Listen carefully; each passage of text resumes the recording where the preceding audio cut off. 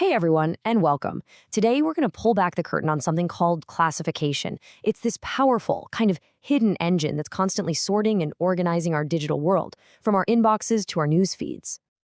I mean, have you ever really stopped to think about this? You open your email, and somehow all the junk has been magically filtered out from the important stuff. It feels like magic for sure, but it's actually a really clever bit of data science. So, how does it actually work? Well, the answer is a single, powerful idea: classification. It's all about teaching machines to sort, to categorize, and to make decisions, just like we do, but, on a massive, superhuman scale. All right, so let's dig in. What is classification really? You can think of it as the art of sorting data. It's all about bringing order to the digital chaos. At its core, classification is just about teaching a computer how to sort things. Seriously, just picture a machine at a packing plant.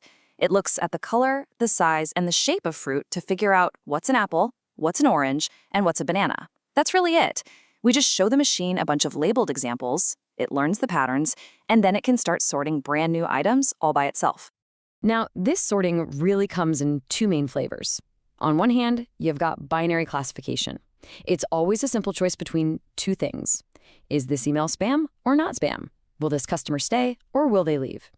Then, on the other hand, you have multi-classification, which is when you have three or more options to choose from. Think about identifying different types of flowers or figuring out which language a piece of text is written in. It's the same idea, just with more buckets to put things in. Okay, so we get the basic idea of what classification is, but how do we actually build one of these things so that it, works? Well, it all comes down to drawing the right lines and, just as importantly, measuring success in the right way. And the key to all of this is a concept called the decision boundary. Just imagine all your data points living on a graph. The algorithm's entire job is to draw a line, or maybe a curve, that cleanly separates the different categories. Everything on one side of this line gets labeled spam, and everything on the other side gets labeled not spam. Seems pretty straightforward, right? Just draw a line that gets the most predictions correct. But here's a question for you. What if I told you that a model that's 99% accurate could actually be totally useless? Yeah, that's because accuracy just doesn't tell the whole story.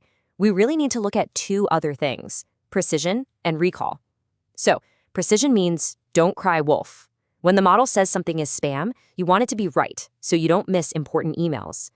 Recall, on the other hand, means don't miss anything. You want to catch as much of the real spam as you possibly can. Think about it like a medical test. You'd want incredibly high recall to catch every single potential case of a disease, even if that means you get a few false alarms. It's always a balancing act, and it totally depends on the problem you're solving. Okay, now that we've got the core concepts down, it is time to meet the stars of the show, the algorithms themselves. Think of these as 6 classic tools in our toolkit, and each one has its own special way of drawing that all-important decision boundary. First up, we have logistic regression.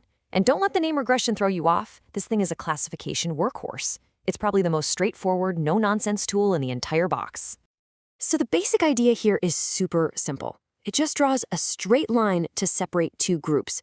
But its real superpower is what it gives you as an answer. It doesn't just say yes or no, it actually calculates a probability. Like saying there's an 85% chance this email is spam. And that is incredibly useful for things like assessing credit risk or making a medical diagnosis.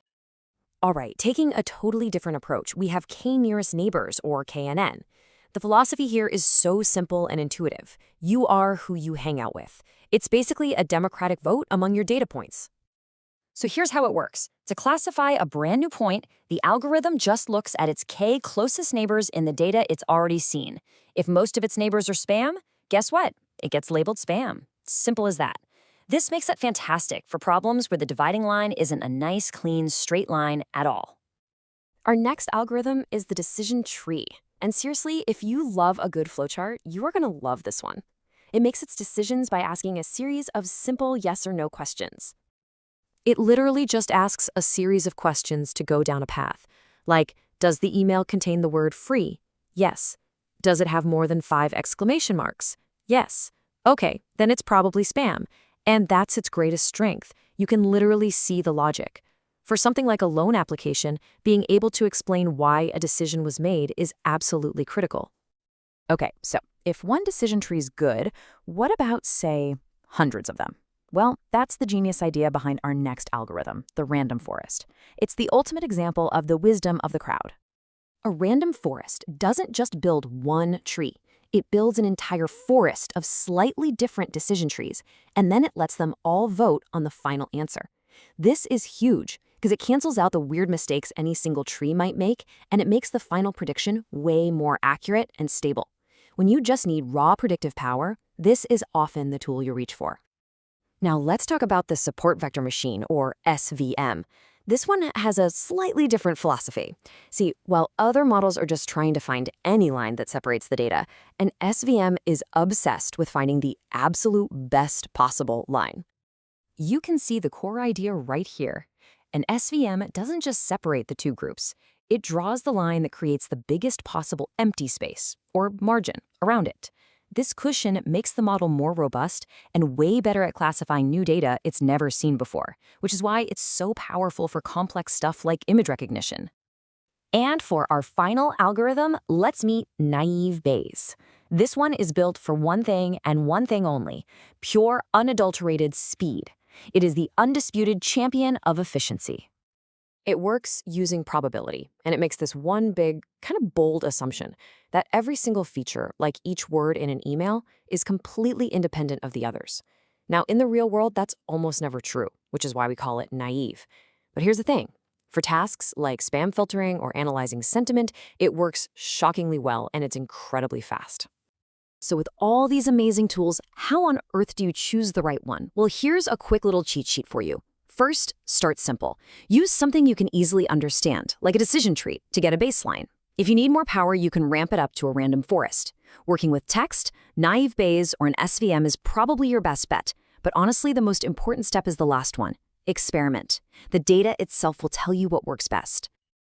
And that's a wrap on our explainer. We've seen how classification brings order to data, all the way from your inbox to a medical lab. It isn't magic. It's just a really smart toolkit. So the final question I'll leave you with is this. Now that you understand the basic recipe, what sorting task in your own world is just waiting to be automated? Thanks for watching.